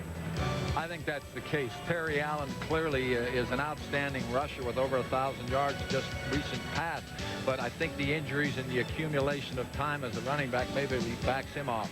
Hey, Ron, what about Gus Frerotte, a veteran quarterback on an expansion team, somebody who's been around the NFL, can either help tutor a Tim Couch or can lead you as a starting quarterback? Why not him? Mike, he's been surprising to me and somewhat of an enigma. You know, I have seen him play like Sonny Jurgensen, and I've seen him play like a rookie free agent. And really, Gus has to be one of those guys that settles down into his game and lets the game come to him rather than force the action. He has a lot of trouble with pressure up the middle, but he has a lot of talent. As you can see here, he has a tendency to drift. There he had to avoid the rush, but you can see the great arm. Flicks his wrist and the ball is out. Their mobility, making plays on the perimeter, escaping the rush, getting outside. You see the tools that Gus Frerotte has. There's a play I'm sure he'd like to forget, causes him miss some time. There, throwing just a poor throw. No Redskin receiver in the area against the Giants. And in that Giant game, I could go back and I remember studying that game. Early in the game, he was phenomenal. The second half of that game, I had no idea what he was doing, throwing the ball to the Giant defensive people. But he does have ability, but he's got to settle himself down, Mike. The interception on the zone blitz comes to mind right away in a game the Redskins fell apart in the second half. Michael Strahan, a defensive end, pulling out, covering a tight end across. What does he do? Gus doesn't see him, throws the ball anyway, gets it picked off. You can't make those mistakes as a veteran quarterback. That's just poor fundamental quarterbacking. Yeah, here we go again. Can I do a playbook now? I know what I'm supposed Let's go to back to the snap, Mike. So with the Washington situation dealt with and them not pulling any players back, let's see which team will next have a player taken off its roster. With the 18th pick, the Browns select from the Minnesota Vikings defensive back Dwayne Butler from Illinois State. The Vikings pull back Todd Bowman, quarterback from St. Cloud State. There are a total of 8 quarterbacks on the list. Gus Frerotte, Heath Schuler, Glenn Foley among them. Bowman's one that's pulled back. The player selected is Dwayne Butler, for the most part a special teamer. Yeah, but he's a good prospect as a young safety. You know, they can compete for that third position. Good size, pretty good range, you know, good speed, can make some plays. But I tell you, as we're talking about Butler, what surprised me, Mike, they pulled Bowman back, who in effect was their fourth quarterback. So obviously the Minnesota Vikings must have great confidence. They have a quarterback of the future in Todd Bowman. Jay Fiedler, who was their number 3 quarterback, still left unprotected. Marty, if you look at these expansion lists, the 5 unprotected lists per team, if you rank them on ability and future upside, Minnesota's list would be way up there, wouldn't they? I don't think there's any question about it. They've got a group of players here that could help most any team, and certainly an expansion team right now. There is the list that includes Jay Fiedler, who, remember, when Randall Cunningham went down midseason, there was thought for 5 days that Fiedler was going to end up being the quarterback who started. The young man out of Dartmouth. Dixon Edwards has a very high cap number. Orlando Bobo, the other players, still out there on the list. Well, we're talking about quarterbacks the last few moments. Sal Palantonio standing by with one of great accomplishment. Michael, there's no bigger legend in Cleveland than Bernie Kosar. Bernie, you can't even move around here to get mobbed for autographs. It's got to be such an exciting day. Yeah, unbelievably exciting day. I mean, to be out there, seeing the fans, seeing how excited they are, the adrenaline rush that you got when you walk out onto the floor there and you see all the people dressed in their Browns outfits, the dog mask, the dog bones, and all of that. It's special. I mean, this is. Someone asked me, they said the Browns have been gone for 3 years. You know, does it seem like that long? I say, I think it seems like a lot longer. And to start laying the foundation today to get things started, to see the excitement of the fans, it's special. Besides goodwill ambassador, what will your role be with this team? Well, right now, today, it's fighting through the crowd here and enjoying the crowd, and we're really reflecting on the excitement of and tradition we've had and having fun. Right now, though, I mean, any way that Coach needs help with me, Dwight, Carmen, Mr. Lerner, I'm happy to help. I mean, this is part of we're in good hands here in Cleveland. We've got a great core nucleus, and I think we're really blessed to have people like Cal Lerner and Carmen Policy run the show, and have Chris Palmer, who is, I think, done an outstanding job being an assistant coach in the league. And after spending some time with him last week and a few minutes today, you could see that I think he's going to be a special leader of our team. Real quick, Tim Couch is your pick for the first pick for the Cleveland Browns? Absolutely not. I'm coming back and playing, and Tim doesn't need it. No, you know, it's honestly though, it's early with that. Laying the foundation today here, doing this draft. Free agent period starts on Friday. The combines are February 18th through the 22nd. You really need to be ready for this today, and the free agent period starting next week, and then we'll have time to get ready for the draft. Thanks, Bernie. He's only 35 years old, Michael. With Vinny Testaverde, Doug Flutie, why not? Bernie Kosar come back. Hey, he'd actually bring down the average of the Pro Bowl quarterbacks this year. Chris Spielman's bar here in the Canton-Akron area, every way along I-77 between here and Cleveland. They are celebrating. It's a holiday in Ohio. The Browns are really back. You change your oil every 3,000 miles, right? No, do you? You push it. Now you're so busy you try to squeeze another 1,000 miles out of your oil. Or more. Well, squeeze this. Mr. Do-it-yourself when you have the time. Reformulated Quaker State. Protection beyond 3,000 miles under any driving conditions. Anybody say insurance? It's been tested. And unlike that lazy uncle nobody really likes to talk about, it works. So go get some. As soon as I came here, I knew instantly. I could just tell how I felt here and around everybody here. It surprised me. You might as well give everything one chance. I mean, everything here will impress anybody that comes, I think. I would just say, come visit. I mean, really, what do they have better to do? Just come visit for a day and they'll see. I hope they feel comfortable. I think that that's important. If they come and they're comfortable with everything, I think that's the most important. A comfortable feeling, a welcoming feeling. If you've been injured, it can be an overwhelming and frightening experience. We have 20 years of experience in representing people.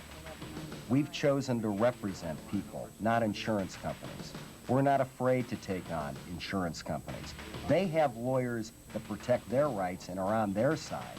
You deserve a lawyer to be on your side. At 5.9 APR on new Valkyries.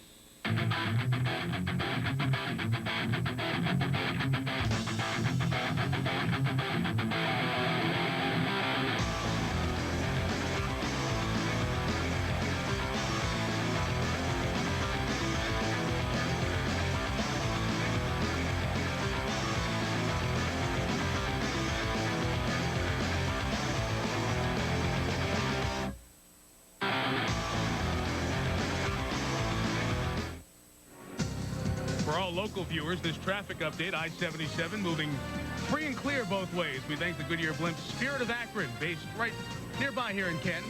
Suffield, Ohio is the real home. Spirit floating overhead, helping us here on the Deuce, covering the NFL return to the Northeast Ohio area. The Browns have taken 18 players, 15 of them counting towards their league-mandated minimum. 3 of the players restricted free agents, not counting in the players selected or the money spent column. Per selection, an average of $500,000. 25 years old, 3 years experience. Let's see if the next one fits the profile. Here's G. With the 19th selection, the Browns pick wide receiver Fred Brock from the Arizona Cardinals out of Southern Mississippi. The Cardinals pulled back Jarius Hayes, tight end from Northern Alabama. If you weren't with us earlier, there you see Jim Pine and Gibson from Cincinnati and Rayburg and McCormick, some of the early players selected in this expansion draft. And a potential future Browns teammate is Fred Brock, Marty, a young wide receiver off the Arizona roster. This young man really is a kid that hasn't had much of an opportunity to play. He's got very good hands. He's got very good quickness.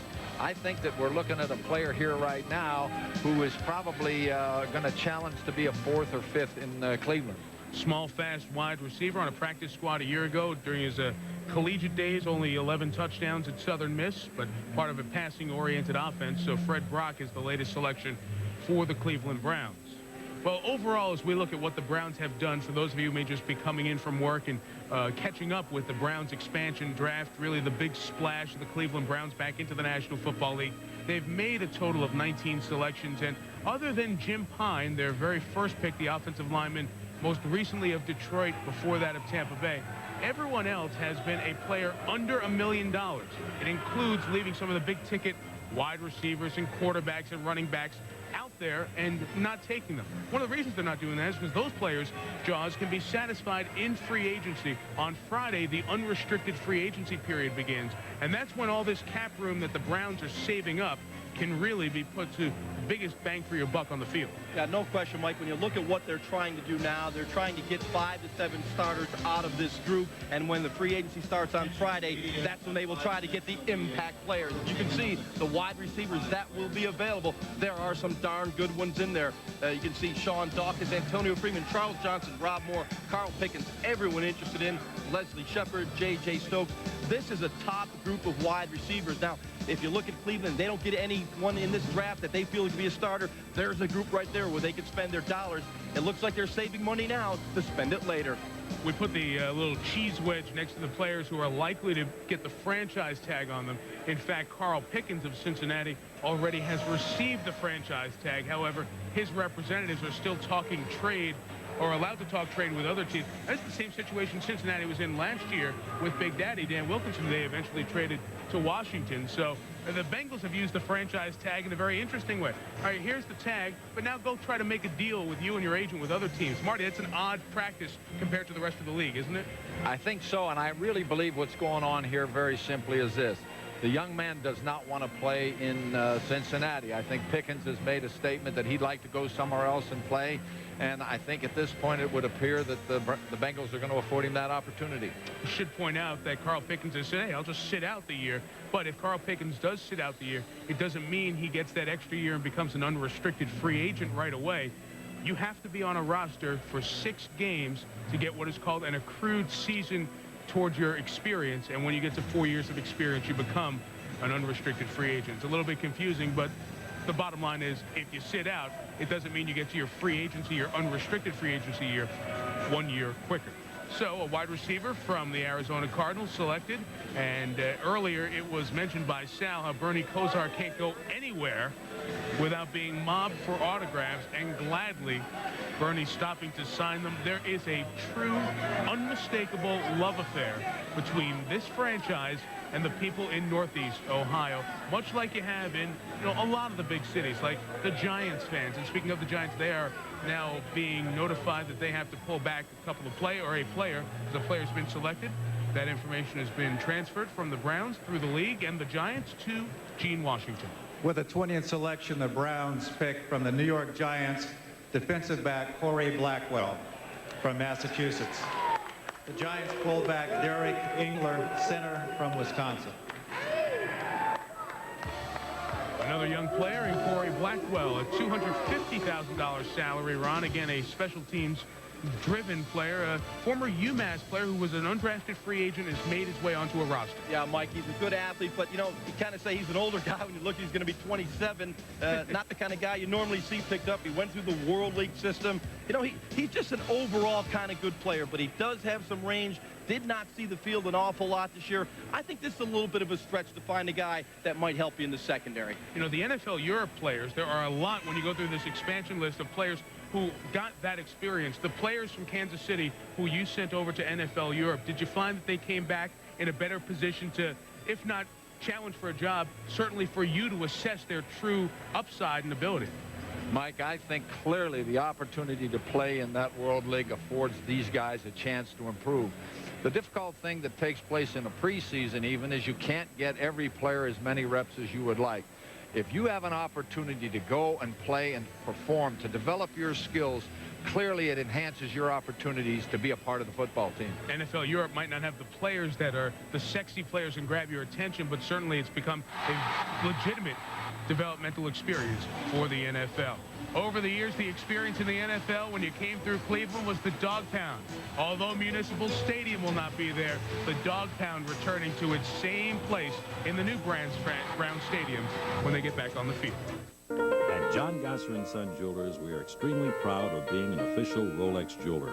That's why we display this sign so prominently in our store window. It assures you that you're getting an authentic Rolex and Rolex warranty, and that our dedication to excellence meets Rolex's highest standards. When you're ready to invest in a Rolex, please visit us at John Gosser & Son Jewelers, where we proudly display the official Rolex jewelry sign. You know, the music program is great here, and it really is. Basically, I'm getting a conservatory education on the guitar at, 10% of the cost. The more that people are aware of the actual opportunities at the school, the more their minds will start working on the positive things that will happen when they're there. A lot of the people at Akron are here because they want to be here, and they've taken a lot of time and effort to be here, and it's kind of it's a different feeling, and it's kind of a good feeling. It's a different spirit,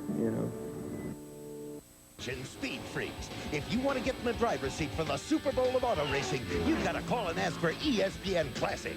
All this week, ESPN Classic is coming at you with Daytona Week. 7 smoking days of pedal-to-the-metal mayhem. It's 8 furious 500s. From the green flag to victory lane, see the greatest names in NASCAR history gun for glory. To get pole position, pick up the phone and call 1-800-CLASSIC and get ESPN Classic today. Are you old school? Hi, I'm Troy Aikman of the Dallas Cowboys. The NFL and the United Way this season are celebrating 25 years of working together to help our neighbors in need. Over the years, hundreds of NFL owners, coaches, and players have volunteered their time to work with United Way agencies and programs that show our caring for people in need. By working together, the NFL and the United Way are making a difference. The NFL, the United Way and you, the power of teamwork. So glad to have you back at the Canton Civic Center. Welcome you back to the Canton Civic Center in Canton, Ohio. The next pick in the Cleveland Browns expansion draft. It's selection 21, coming off the Jacksonville roster.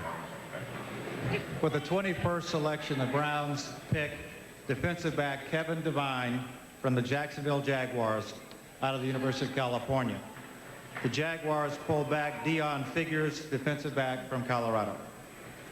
Interesting pullback by the Jaguars that they will now react to on the board in the war room. Chris Palmer going through the papers, the head coach. He is from the Jacksonville organization most recently, so certainly had intimate knowledge of this roster, including Kevin Devine, a young corner selected here by the Browns. Yeah, Mike, the mark against him is that 5'9" height, a short guy, which doesn't help you much now with the big wide receiver of the NFL, but he has speed and he can make plays. Here you'll see him coming up, making play on the outside. You've got to be able to tackle in the National Football League. Here once again, attacking the line of scrimmage, making the play on the perimeter in the open field. Good solid tackle by a guy 5'9". And Devine also has some playing experience, which the Browns will love to have. You see him making the interception there. He has been on the field. He has played. He will bring some experience.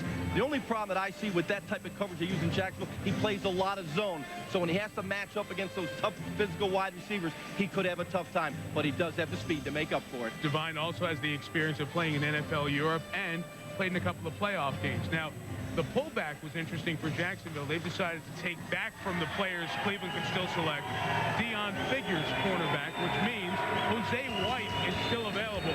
Jose White is a player both of you thought highly of. Why, Marty? Well, he gives you a big, strong, physical guy to sit down in the middle of the defensive front. A guy that can anchor against the run. I know that there was some inconsistency in his play, but I'll tell you what, when you want to get in that situation to stop the running game, a guy like Jose White can do it. We had a very serious interest in him a year ago. So Jose White still remains available. The reaction from the fans you heard during our comments were the 5 Browns who were selected at the top of this expansion draft brought in here, being responded to by the fans, and Solomon Wilcox is on the floor of the Civic Center. Thanks, Mike. Right now, I'm joined by team president Carmen Policy. Carmen, you decide to stay away from some of the big-ticket players today. Explain for me your philosophical approach to this expansion draft. Well, first of all, the whole idea of this draft was to provide our coaching staff with the kind of nucleus it needed to get that foundation in place so that Dwight Clark and his staff, combined with Chris Palmer and the coaches, could go out there and do what they could be, where they could be most effective in terms of free agency. And I think that we've done that. They've got a solid core of young people that are going to help us not only in '99, but especially in the year 2000 and 2001. Now you take 2 receivers in this expansion draft here today. In the free agent period, it's loaded with wide receiver talent, one that you know all too well in San Francisco, and J.J. Stokes. What can you say about some of the receivers in the free agent pool? Well, I'm not quite permitted to talk about them by name, but we do think that the wide receiver situation is going to be well represented in free agency. And a great number of the players we're taking today, you're going to see being promoted and being highlighted in our special teams efforts during the year. I dare say that we're going to have one of the better special teams in the NFL in '99. So I think that we're building today in terms of putting down a foundation that'll be a certain solid block upon which to go from there, both with free agency and ultimately with the draft. All right, thanks, Carmen. And Mike, there's no better architect to build a football team than Carmen Policy. No, just look at his hand with that Super Bowl championship ring on it with all those diamonds. Next pick off the Buffalo roster. With the 22nd selection, the Browns pick defensive back Ray Jackson from Buffalo, Colorado State. The Bills pull back Alex Van Pelt, quarterback from Pittsburgh. And the pullback of Van Pelt gives us a natural transition to the quarterback roster for Buffalo. We'll get to that in a minute. First, the selection of Ray Jackson, the defensive back, 25 years old. Had a couple of interceptions, 3 years now in the National Football League. Mike, he's instinctive, he's competitive. He lacks the kind of real good speed you'd like to have, but he's very quick, and he plays well in transition. In other words, when a player makes his move. Here you see him right there, falling back inside, making the interception. That's good instincts here. He gets beat quickly at the line of scrimmage, but has some speed to recover, and eventually makes the interception. Does not put in the ball. And there's what you like to see out of a corner, going in, hitting somebody, and causing the fumble. There, just kind of playing his own, reading Steve Young, dropping inside, and making the pick. He's the kind of guy that lacks the real speed you'd like to have at the corner position, but he moves his hips real well. He makes that turn well, and that's very important. When you do get beat, that you don't stay beat, you recover. He can recover. Former University of Pittsburgh quarterback Alex Van Pelt was taken back by the Bills. We got a former University of Pittsburgh Panther here. Marty, when you talk about the Buffalo Bills and quarterbacks, they have an intriguing dilemma. Rob Johnson is, from a salary standpoint, their quarterback of the future. Doug Flutie got them to the playoffs this year. As a coach, and being in that individual seat that is so concerned and so worrisome, as we look at what Flutie and Johnson did this year, their records and their starts, how do you think Wade Phillips approaches handling this situation in training camp? I would have to say very simply, he has to let both of these players compete for the job. I understand that Doug Flutie had a great year. I think it's remarkable his achievement in this season. but they have made a significant financial commitment to Johnson, and I think they've got to afford him the opportunity to go out and play the game and win the game. It's going to be an interesting scenario to watch unfold, Mike. You would open it up in camp and say, go ahead, boys, have at it, huh? Absolutely. That's a change of philosophy, isn't it, Mike? But how about that smile, though? Fight it out in camp. But wait a minute. We talked about quarterback controversy. This does not create a controversy. This is competition. That's what this business is about, letting people compete. I think it's clear. You have to let these two people compete and find out which guy you think not is going to get you to the playoffs, but is going to give you the chance to win a championship. But, Marty, don't you reward a guy like Doug Flutie for what he accomplished last year and say, hey, you're the guy, you're my quarterback. Now he's got to beat you out rather than say it's even? It's obvious that you've been out of the game a little bit. Because it used to be, what have you done for me lately? Now it has become, what will you do for me next? All right. Now you know why we've enjoyed the 2 days with these guys so much. This has been so much fun with football conversation. The team that kept the Buffalo Bills from winning the AFC East, the New York Jets, will have a player selected. Would it be their quarterback who's fallen out of favor, Glenn Foley, or one of the other players on their roster? 3 offensive linemen to choose from. Jets selection for Cleveland when we come back. As the pilot flies through the night sky, the helmsman steers a course that is true. The landing signal officer checks the approach. The weather crew keeps an eye on the storm. The air traffic controller directs every move. The air boss orders a clear deck. The captain gives the final word. And the plane safely lands on board USS Enterprise. In the Navy, no journey is ever made alone. Call 1-800-USA-NAVY. Let the journey begin. My job is to compare products. And it's not often that I'm surprised. So when Head & Shoulders went up against the leading prescription brand, I expected the prescription to be better, but it isn't. A study proves Head & Shoulders is effective against dandruff.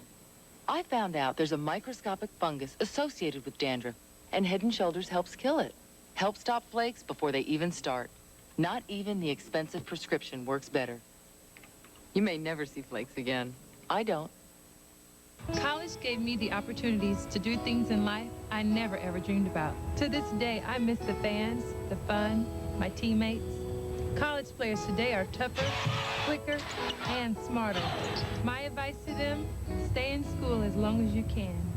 Become a lawyer, a doctor, go to med school, anything. Superstar forwards Svetlana Abrasimova and the Huskies take on Mary Andrade at Old Dominion, Saturday at 2 on ESPN2. Stay out of the pros. In this day, talking about Browns history and